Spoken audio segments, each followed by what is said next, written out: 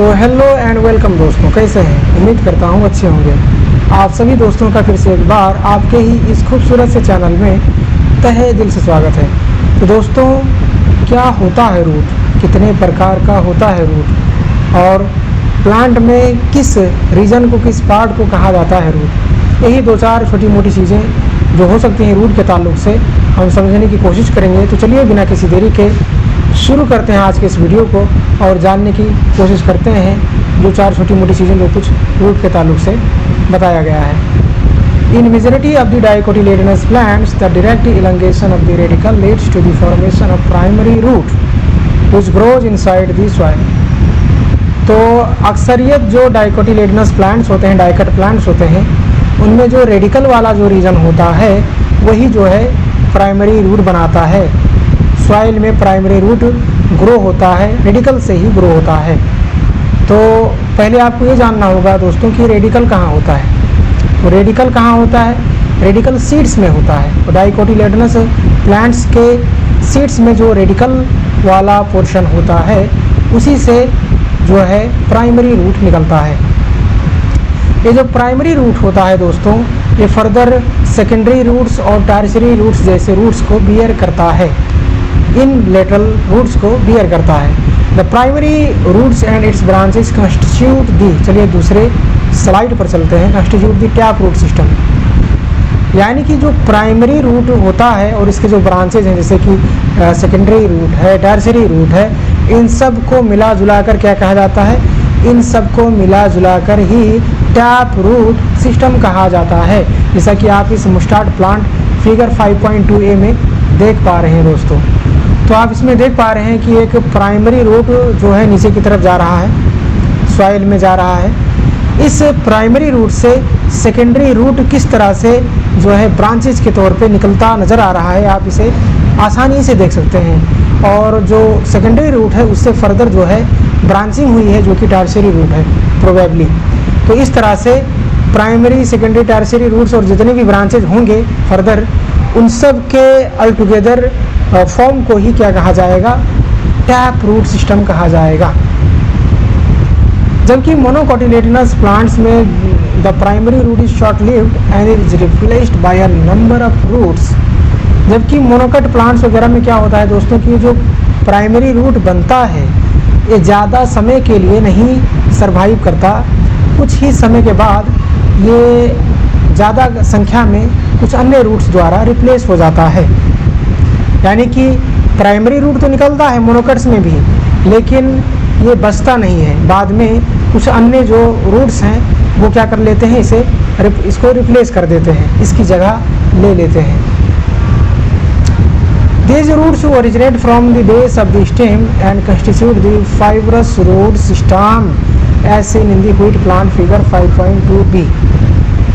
तो दोस्तों कितना क्लियरली यहाँ पर बताया जा रहा है कि इस किस्म के रूट्स को ही फाइब्रस रूट सिस्टम कहा जाता है। इसे प्राइमरी रूट तो बना, लेकिन प्राइमरी रूट ज़्यादा समय के लिए नहीं रह पाया और जो अन्य रूट्स हैं वो डेवलप हो गए और उसे ही फाइब्रस रूट सिस्टम कहा गया।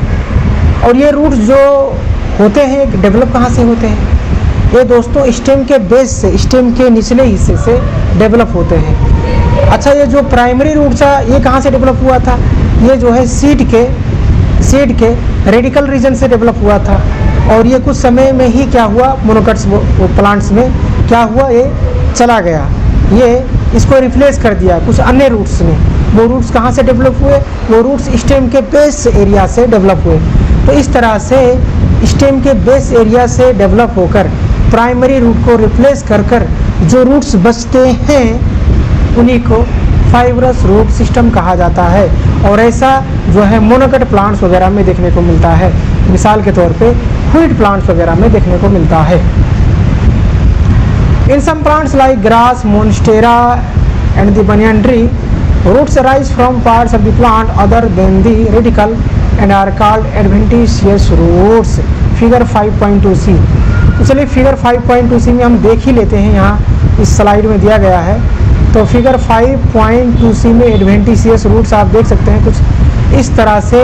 अगर रूट्स डेवलप होते हैं तो उन्हें ही क्या कहा जाता है? उन्हें ही एडवेंटिशियस रूट्स कहा जाता है। स्टेम से अगर ये रूट्स निकलते हैं, स्टेम कहाँ होता है? एयर में होता है, और वहाँ से अगर रूट्स निकलते हैं नीचे की तरफ आते हैं तो उन्हें एडवेंटिशियस रूट्स कहा गया। आप ये देख सकते हैं ये फाइब्रस रूट सिस्टम है। अब इसमें क्या है कि जो ये स्टेम का बेस था वहाँ से तमाम रूट्स निकले और ये फाइब्रस रूट सिस्टम बना दिए, और जो ये प्राइमरी रूट फाइनल जो शुरुआत में इनिशियली जो किससे उस क्या कहते हैं रेडिकल वाले रीजन से जो बना था वो जो है गायब हो गया, और उसकी जगह पर ये स्टेम के बेस से तमाम जो रूट्स निकले फाइब्रस रूट्स बना दिए।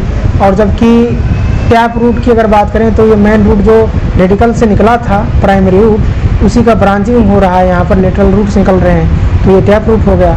तो इस तरह से यहाँ पर रूट्स वगैरह दिखाए गए हैं।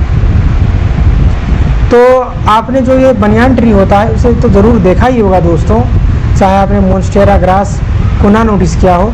तो इसमें बनियान ट्री में क्या होता है कि जो रूट्स होते हैं ऊपर से जो है झूलते हुए नीचे की तरफ पहुँचते हैं, तो उन्हीं को तो कहा जाता है दोस्तों, क्या कहा जाता है? एडवेंटिशियस रूट्स कहा जाता है।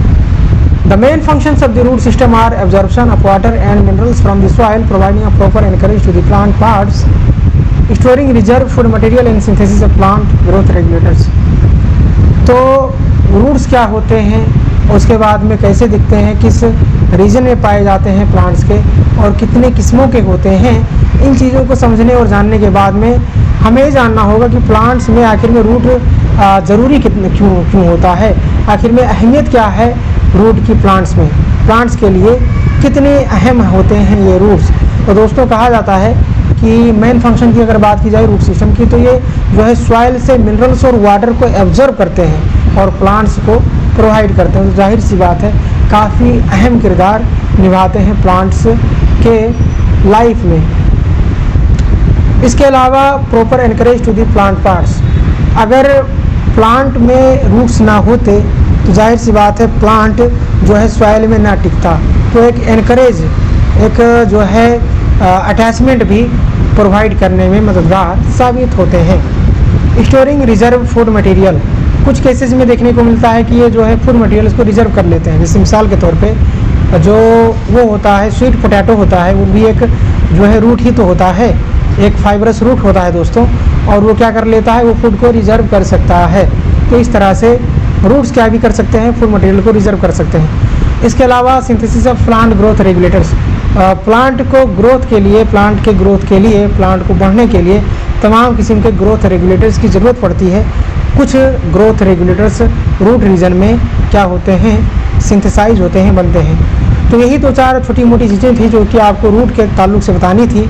उम्मीद करता हूँ आज के इस वीडियो में आपको जितनी भी चीज़ें समझाने की कोशिश की गई हैं, एटलीस्ट आपको 80% चीज़ें तो ज़रूर समझ में ही आई होगी दोस्तों। फिर भी अगर कोई डाउट रह जाता है तो आप उसे कमेंट बॉक्स में पूछ सकते हैं, अपना राय भी दे सकते हैं इस वीडियो के ताल्लुक से। और ऐसे और वीडियोज़ देखते रहने के लिए हमारे इस चैनल को सब्सक्राइब कर हमें जो है सपोर्ट कर सकते हैं, हमारे इस वीडियो को लाइक कर हमारा हौसला अफजाई करा सकते हैं, और अपने दोस्तों में भी इस वीडियो को शेयर कर सकते हैं। तो आज के लिए इतना ही, थैंक यू।